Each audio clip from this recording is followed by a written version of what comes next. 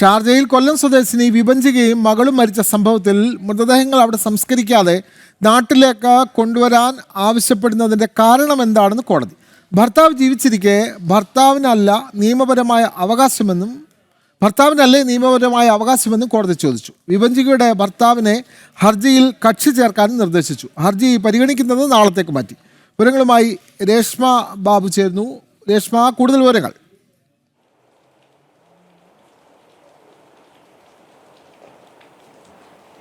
വിനോദ്, വിഭജികയുടെ മകളുടെ മരണത്തിൽ അതുമായി ബന്ധപ്പെട്ട് കൃത്യമായിട്ടുള്ള വിശദമായിട്ടുള്ള അന്വേഷണം അനിവാര്യമാണെന്ന് ആവശ്യപ്പെട്ടുകൊണ്ടാണ് കുടുംബം ഹൈക്കോടതിയെ സമീപിച്ചത്. ഇന്നാണ് ഹർജി നൽകിയത്. ഇന്ന് തന്നെ ഹൈക്കോടതി സിംഗിൾ ബെഞ്ച് ഹർജി പരിഗണിക്കുകയും ചെയ്തു. പ്രധാനമായിട്ട് ഈ മൃതദേഹങ്ങൾ രണ്ടും നാട്ടിലേക്ക് എത്തിക്കുവാൻ വേണ്ടിയിട്ട് കേന്ദ്ര സർക്കാരിന് ഹൈക്കോടതി നിർദ്ദേശം നൽകണം. അതുമാത്രവുമല്ല, ഈ കോൺസുൽ ജനറലിനും ഇത് സംബന്ധിച്ചുള്ള നിർദ്ദേശം നൽകണമെന്നുള്ള ഒരു ആവശ്യവും ഹർജിക്കാർ ഉന്നയിച്ചിരുന്നു. ഈ വിഭജികയുടെ അമ്മയുടെ സഹോദരിയാണ് ഹൈക്കോടതിയെ സമീപിച്ചത്. ഇന്ന് ഈ ഹർജി പരിഗണിച്ച സമയത്ത് ഹൈക്കോടതി ചില ചോദ്യങ്ങൾ ഹർജിക്കാരിയോട് ഉന്നയിച്ചിരുന്നു. ഭർത്താവ് ജീവിച്ചിരിപ്പുണ്ട്, നിയമപരമായിട്ട് ഭർത്താവിനാണ് അവകാശം.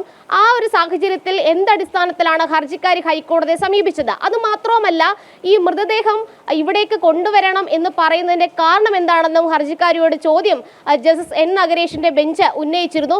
ഇവിടെ സംസ്കരിക്കാൻ വേണ്ടിയിട്ടാണ്. അതുമാത്രവുമല്ല, ഈ മരണത്തിലെമ്പാടും ദുരൂഹത ഉണ്ട് എന്നുള്ള ഒരു ആക്ഷേപം അല്ലെങ്കിൽ അതുമായി ബന്ധപ്പെട്ടുള്ള വാദം കൂടി ഹർജിക്കാരി ഹൈക്കോടതിയിൽ മുന്നോട്ട് വെച്ചിരുന്നു.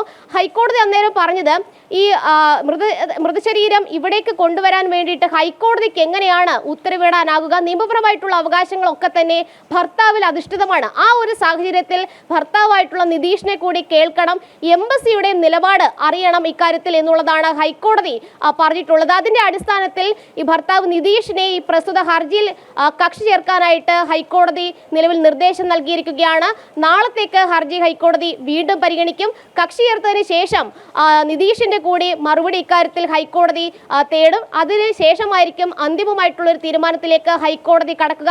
ഈ കേസിന്റെ മറ്റ് മെറിറ്റിലേക്കൊന്നും തന്നെ ജസ്റ്റിസ് എൻ നഗരേഷ് കടന്നില്ല. മറിച്ച് നിയമപരമായിട്ട് ഭർത്താവ് ജീവിച്ചിരിക്കുന്ന ഒരു സാഹചര്യമുണ്ട്. അതുകൊണ്ട് തന്നെ എങ്ങനെയാണ് ഈ മൃതശരീരം ഇവിടേക്ക് കൊണ്ടുവരാനും അതിന്മേലൊരു അവകാശം ഈ പറയുന്ന ഹർജിക്കാരിക്കോ അല്ലെങ്കിൽ കുടുംബത്തിനോ ഉന്നയിക്കാനാകുക? ഇത് സംബന്ധിച്ചുള്ള ഒരു ലീഗൽ ഇഷ്യൂ മാത്രമാണ് ഹൈക്കോടതി പരിഗണിക്കുന്നത്. എന്തായാലും പ്രാഥമികമായിട്ട് നിതീഷിന്റെ കൂടി മറുപടി തേടാൻ വേണ്ടിയിട്ടാണ് ഹൈക്കോടതി കക്ഷി ചേരാൻ വേണ്ടിയിട്ട് ഉള്ള നിർദ്ദേശം നൽകിയിട്ടുള്ളത്. ഇനി കക്ഷി ചേർക്കൽ അപേക്ഷ സമർപ്പിക്കേണ്ടത് ഹർജിക്കാർ തന്നെയാണ്. അതിന് ഹൈക്കോടതി സ്വാഭാവികമായിട്ടും നാളെ പരിഗണിക്കുന്ന സമയത്ത് അനുമതി നൽകും. പ്രധാനമായിട്ടും ചൊവ്വാഴ്ചയാണ് ഇത് സംബന്ധിച്ചുള്ള മരണം സംബന്ധിച്ചുള്ള വിവരം തങ്ങൾക്ക് ലഭിച്ചത്. തൂങ്ങി മരിച്ച നിലയിലാണ് ഇരുവരെയും കണ്ടെത്തിയിട്ടുള്ളത്. ഈ മരണത്തിൽ എമ്പാടും ദുരൂഹതയുണ്ട്. അതുകൊണ്ട് തന്നെ കൊലപാതകമാണോ എന്നുള്ളൊരു സംശയം നിഴലിക്കുന്നുണ്ട്. ഇക്കാര്യത്തിൽ വിശദമായിട്ടുള്ള അന്വേഷണം വേണമെന്നാണ് വിഭജികയുടെ കുടുംബം പറഞ്ഞിരിക്കുന്നത്. അത് മാത്രമല്ല, ഭർത്തൃ വീട്ടുകാർക്കെതിരെ വലിയ രീതിയിലുള്ള ആക്ഷേപങ്ങളും ആരോപണങ്ങളും വിഭജികയുടെ അമ്മയുടെ സഹോദരി നൽകിയിട്ടുള്ള ഈ ഹർജിയിൽ ഉന്നയിച്ചിട്ടുണ്ട്. എന്തായാലും ഹർജി ഹൈക്കോടതി നാളെയായിരിക്കും വീണ്ടും പരിഗണിക്കുക.